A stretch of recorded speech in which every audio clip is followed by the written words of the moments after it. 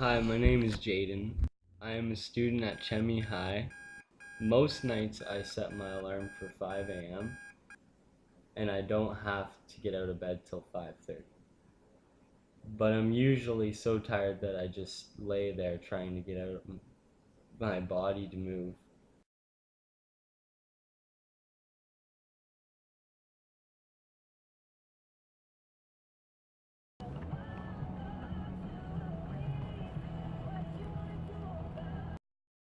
Sports don't exist to me. There is no trans cab here. My parents can't always drive me to regular practices. And I go to school in the dark because I live in the middle of nowhere. I get home at night and have dinner right away, and by the time I'm done, it's dark again. If Chemi closes, that would mean another 25 minutes on the road to get to Confed. I guess I'd have to wake up at 4:30 instead.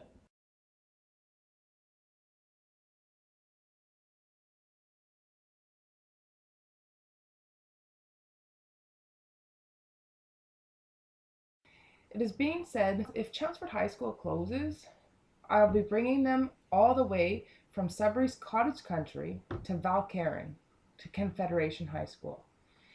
With almost 2 hours spent on a bus each way, I guess it'll be like asking for someone that lives in Sudbury to commute each day to Parry Sound for work. I think we have all traveled that highway and can relate to how welcoming a rest stop in Parry Sound is. Now, imagine getting thrown into a classroom and being asked to sit some more and pay attention. The worst part is Highway 69, as dangerous as it is, would be a welcome highway compared to the roads we have to travel. I realize that buses give the impression of being safe, but the truth of it is, they are just six wheels on the road. Buses haven't changed from our days of riding them. They still don't have seatbelts, they don't have airbags, and gravity doesn't change in the event of an accident. Highway 144 is so narrow that the guardrails installed last summer had to be removed and replaced. There wasn't enough room for the snowplows and oncoming traffic. I lost my 10-year-old son, Graham, 4 years ago.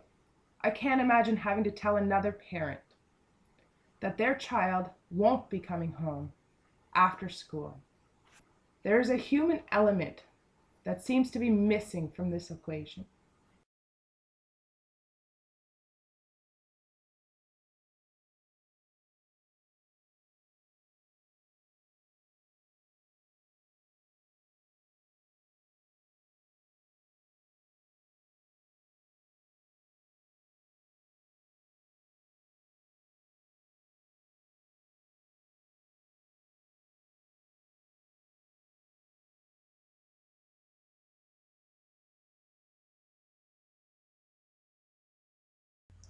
My name is Robin. I'm the mother of 3-year-old twins Riley and Trent. My partner Tim is the owner and pharmacist of the pharmacy in Dowling, right across the street from Larchwood Public School. I'm a nurse practitioner. I work at the City of Lakes Family Health Team in Sudbury. The City of Lakes Family Health Team are currently building a new office in Chelmsford. Tim and I started looking at various properties on Windy Lake. I grew up in Onaping. I was in the French immersion program at Levac Public School. I graduated from Levac High School, and it was always my dream to raise my family where I grew up. The last house that we looked at was just before the announcements came out about these school closures. And after hearing that, it certainly put an end to our search for a house in Onaping Falls. Really makes me wonder why anyone with children would move to this community. There should be little doubt as to the impact of closing schools in outlying areas. Parents look for schools first to determine whether or not it's feasible to buy a house in that community.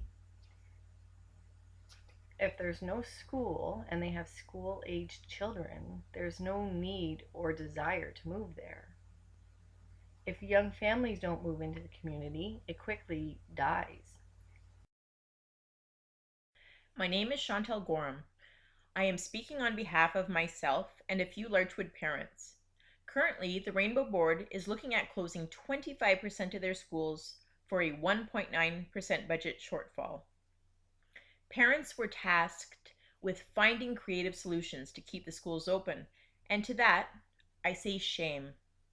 May this request of parents never happen again. We were never consulted on the spending, and to be tasked with finding the shortfalls is ridiculous. It is unfair, it is unwarranted, and it is an exercise in futility. If any corporation went to its shareholders to find $3.6 million out of their yearly $185 million budget, the board of directors would be promptly fired. You're fired. You're fired.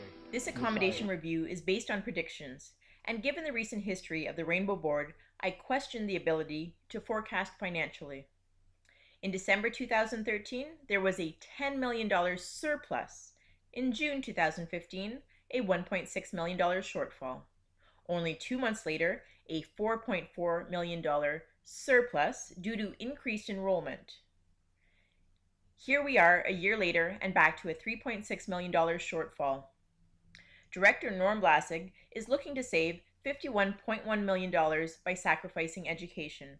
This is a choice, not a requirement.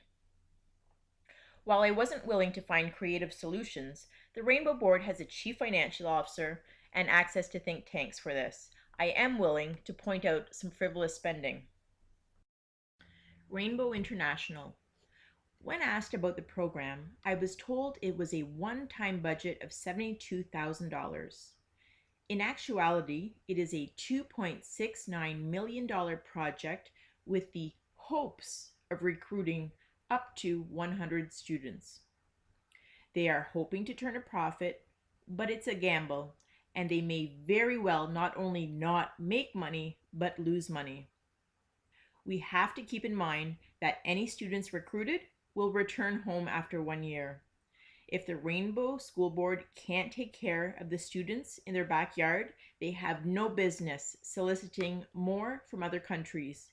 We can't afford to gamble with our resources. Shut this frivolous program down. M.W. Moore in Shining Tree. M.W. Moore has one principal, and the only student to attend this school is his son. With this school being 99% empty, you would think that it would be under review as well, but it's not. Why? Because the Rainbow School Board receives over $250,000 from the province, and it only requires $179,000 a year to educate that one student.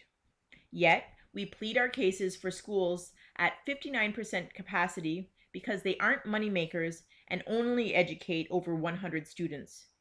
This principal is the online coordinator and would be well equipped to set up his child for an online classroom instead. Rainbow School Board, shut this school down. Rainbow Board Office. Repairs could have been done on the current board office at a cost of $3 million. Instead, an extra $4.3 million, so $7.3 million in total, was spent. Mr. Blasig stated that it will save $3 a square foot, which based on the square footage of Wembley equals $107,823 in annual savings. The only problem is that because it required an extra $4.3 million, it will take just 1 month shy of 40 years to start justifying the expense. And by that time, your new board office will be 113 years old and in need of many more repairs. Mr. Blasig also justified the school closures and the loss of top-up funding by comparing it to baby bonus. He stated that, just like in your household, when you lose that subsidy, you are forced to make some changes. Mr. Blasig, I have only been a parent for 7 years, and I can tell you that if my child needed a basic necessity, I would do without. If there was anything left over to eat, that would be my meal. Now I have to question why my child's educational system needs to be told to do the same thing. When asked if there was a possibility to keep some schools open, Mr. Blasig replied, to keep some schools open? There's a possibility. I can't say that right now. I mean, we're really ambitious in terms of what we're trying to do. Again, we have $3.6 million annual operating deficit. And that's, again, let's make that distinction very clear. Annual means forever. Okay. And to that, I say, Mr. Blazig, closing a school is forever. I question your use of the word ambitious. I don't find the devastation of my community and the obliteration of my child's school ambitious. Ambition is having a strong desire and determination to succeed. I guess our definition of success is remarkably different. Maybe schools aren't your priority. Maybe education is getting in the way of ambitions. And to that, I'd like to remind you of the board's priority, reaching minds and touching hearts. Larchwood Public School boasts a perfect 100% across the board in all subjects tested on the EQAO, one of only two in the entire Rainbow School Board to do so. It can do no better than this. The teachers are happy, the students are happy, and the parents equally so. It is clear that Larchwood is a school that should be modeled, not closed, and if this means smaller class sizes, so be it. The Elementary Teachers Federation have lobbied for smaller class sizes. Students do better in them, and teachers report that they get to know their students better, spend less time on discipline, and are able to provide students with more individualized attention. Generally, smaller class sizes go hand in hand with greater enthusiasm and achievement among both students and teachers. Touching hearts. I don't think students spending 3.5 to 4 hours a day on a bus nurtures physical, mental, or social well-being. Leaving in the dark and getting home an hour before dark can't have them engaged and ready to learn. Chair Dewar was concerned for her trustees making the same drive twice a month, but there doesn't appear to be any concern for the students' welfare when asking them to do it 20 times a month.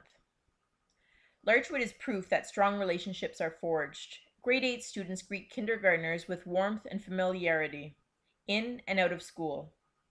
My grade 1 child invited a grade 7 student to her party, and she came.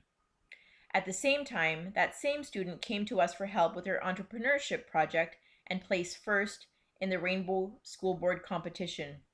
Small schools and small towns take care of each other. According to the Ontario Ministry of Education School Board Efficiencies and Modernization Consultation Summary, it stated that there was universal recognition that closing schools has wider impacts in small remote communities than elsewhere. These include making it harder to attract new families and retain existing ones, especially if the alternative is a long bus ride to the closest schools. Because the school is often the last public sector organization in the community, partnering may be impossible. Any strategy must acknowledge these realities. According to the 2016 information profile, Larchwood Public School does not have a soccer field, football field, baseball diamond, courtyard, or tennis courts. It states that 0 students live within walking distance and there is no parent drop-off area, which is odd because each day I drop my daughter off at the designated parent drop-off area by the courtyard in front of the soccer field, football field, baseball diamond, and tennis courts. Some of these facilities are even maintained by the City of Sudbury, as are the outdoor rink, public library, and recreation center 2 doors down. Students also flock in by the dozen, on foot or by bike. From 2005 to 2015, it required $39,000 in repairs. Yet projections on repairs in the next 5 years will require almost $3.2 million. I'm assuming we're taking a if we won the lottery approach to repairs. Even more odd is that they are saying it will take $700,000 to upgrade the playing fields that they say don't exist, the non-existent pedestrian paving, and the one storm water drain on the property. It makes me question if we are talking about the same school. $542,000 was quoted for a new roof covering, repairs to brick, and parging the foundation. It sounds serious, but in truth, parging the foundation is decorative, and there is only one small section of foundation even visible. The rest is bricked to the ground, with no apparent issue with the brick whatsoever. Add in another $328,000 for costs to replace the perfectly functioning switchboard, PA system, and lighting equipment, and you certainly have the appearance of not a building in disrepair, but of an overwhelming desire to justify its closure, right down to each and every exact and overinflated dollar. In closing, it's not my job to tell the Rainbow School Board how to save money. I shouldn't have had to highlight the dangers of the road, the probability of students wanting to drive their own vehicles instead, or the benefit of small schools. This should be common knowledge to the Rainbow School Board and trustees. It isn't up to the parents to have to highlight the fact that buses will take our students to Sudbury magnet schools, but that there isn't even one bus making the opposite run from Sudbury to Chelmsford in the morning. The magnet can't always be pulling in the same direction. Trade programs should be removed from the magnet schools and given exclusively to Chelmsford. It's time to start revitalizing not the physical school, but the actual school, students, and teachers. It is now my responsibility to tell the Rainbow School Board that should you decide to close my child's school, decimating a community that is already struggling in the process, should you feel that buildings are more important than quality education, I will have no choice but to remove my child from the Rainbow Board and seek enrollment in another board. I have taken a pledge along with other parents, and we wanted you to take a moment to put faces and names to the members of the community that you are affecting with your decisions.